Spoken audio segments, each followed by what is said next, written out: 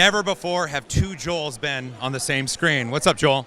Yeah, it's Portuguese Joel, American Joel. American Joel. So we're at Open Sauce. There's bot fighting behind us, and Open Sauce proper has pitted Joel versus Joel. I think it's going to be the main event, the Joel battle. What are your predictions? I think it's going to be sad, pathetic. Everyone is going to leave, and we're going to both lose. This is my warm-up because I'm going to be taking on Maker's Muse with some tiny robots. Yeah, absolutely. Do you know Angus, like, he's a professional at it? I know. I'm actually... destroy you. Okay, I'm not a good practice. Like, because you're going to win, and then you're going to think you're good, and then he's going to destroy you, and your self-esteem is going to go like... When I have to battle Angus, is there any advice you would give me to possibly take on this contender from down under? I would say try to cheat as much as you can. And when you eventually lose, go to a shower and cry. Well, I'm going to go grab a bot, and I'll see you in the cage. Okay, see you.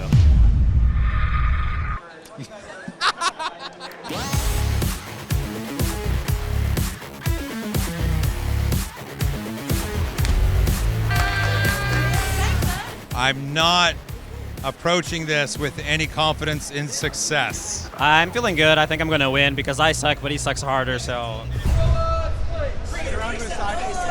Let's go. Yeah! 3D printed turn. 3D printed turn. That's what I just said. I heard that!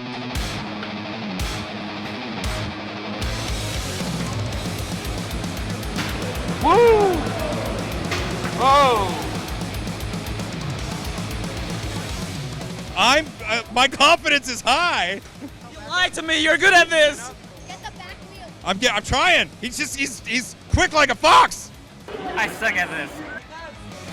That's the end. How are you feeling, Joel? How are you feeling, Dad? This was a hard-fought battle. I know it's going to go down to the judges. I don't know exactly what's going to happen. So he's being really nice, but I know I'm going to lose. This is pretty easy decision. I think it's the easiest decision so far. I hear more cheering. I hear more cheering for 3D printing nerd. 3D printing nerd, congratulations. Thank you very much. Thank you. You took the win. How do you feel? I feel fantastic. I feel like this is not the last battle the Joels will have. Your face dropped. I hope you do this with Angus. I still think you're going to get destroyed. I'm just murdered. Like I'm I gonna tell, get yeah, murdered. yeah. Hey, this was fun. Yeah, it was really fun. Next time we'll do this in Portugal. Angus, my friend. Yeah. Now, I just battled Portuguese Joel. I swiftly took care of him, and it was staggering and surprising, but I'm still anxious about our fight. What are we battling with here? So here we have 150 gram ant weight robots. Ant weight. Ant weight. They're even smaller than the ones you fought. And these things are all 3D printed, but they have really devastating weapons. So they both have, you have a horizontal spinner, I have a vertical spinner. They are historically the most violent combat robot fights that exist. Even at small scale. Even at small scale, yeah. They're going to ricochet around the arena, and there's going to be a lot of repairing that we might need to do afterwards. All right. Are you ready for the proposed possibly butt kicking from me? I'm very keen. Let's do this. All right, everybody. Here we go. Here was the start of the fight. We're gonna get this fight underway in 3, 2, 1, fight.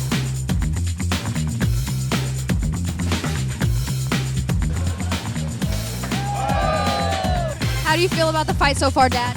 I'm winning. Oh no, this is not how it's meant to go at all.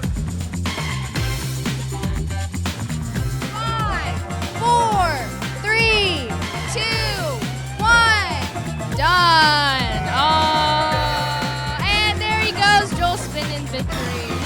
I feel weird because this is not what I expected to happen. I think at the beginning we decided that reality has now collapsed and we should escape quickly. Thought it was going to be a one-hit wonder, and I'm incredibly disappointed in myself. I just beat the thunder from down under. All right. Well, we'll wrap this up and then maybe we'll kind of take a look at the damage and see what we can do to repair them. Yeah, sounds good. Hey, that was fun. That was awesome. Open Sauce was fantastic, and it's really cool that a novice such as myself was able to best 2 people in the robot fighting arena we had there. Yeah, you actually beat me with my own robot, which was completely unplanned and unexpected, but congrats. Oh, thank you. I'm going to take that as a win. Well, 2 wins, actually, against Portuguese Joel and yourself. Because these are combat robots, both of these machines have come away with a bit of damage. Yeah. You know, it comes with the territory. Both of these machines did really well, but as you can see, this is a bit broken, and this is a bit broken too. Okay, let's talk about this one. What materials are on it right now? So this is the mini Death Roll, which was a miniature version of a really like large BattleBot combat robot. And this machine was made using MJF, which is the multi-jet fusion HP process. So it's nylon, and it was the first time I've ever used nylon for a combat robot. So it's a really strong process.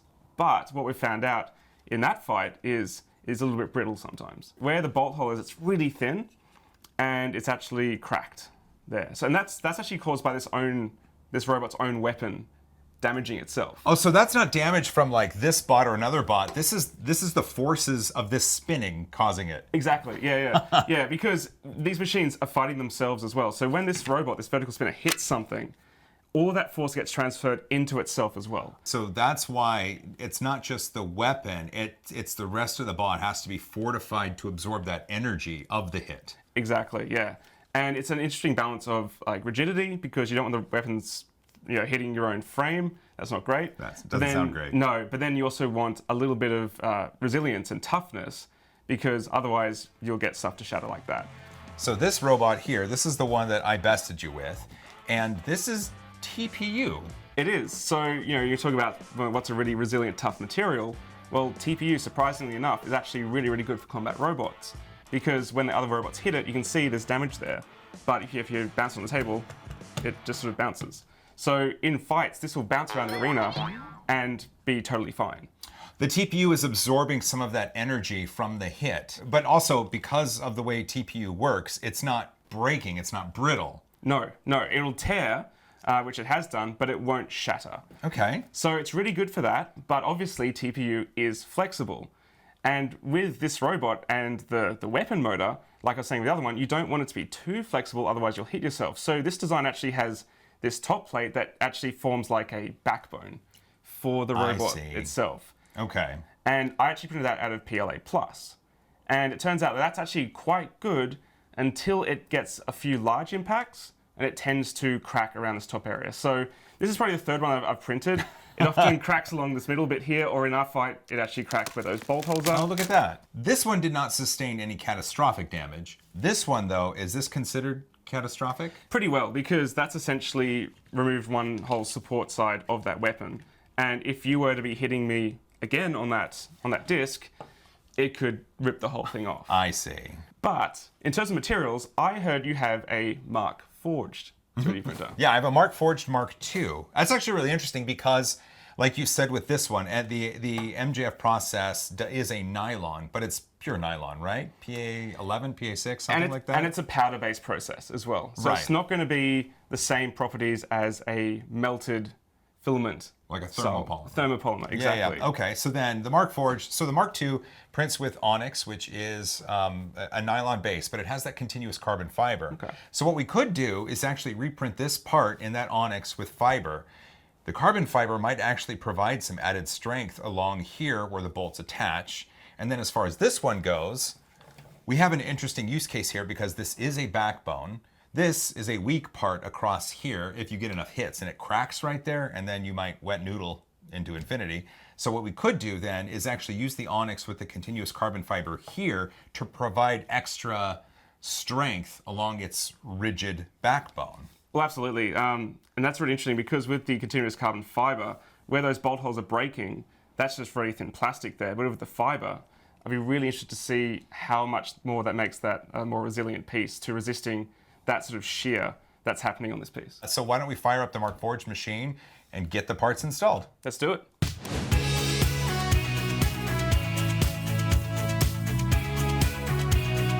Dude, they look great.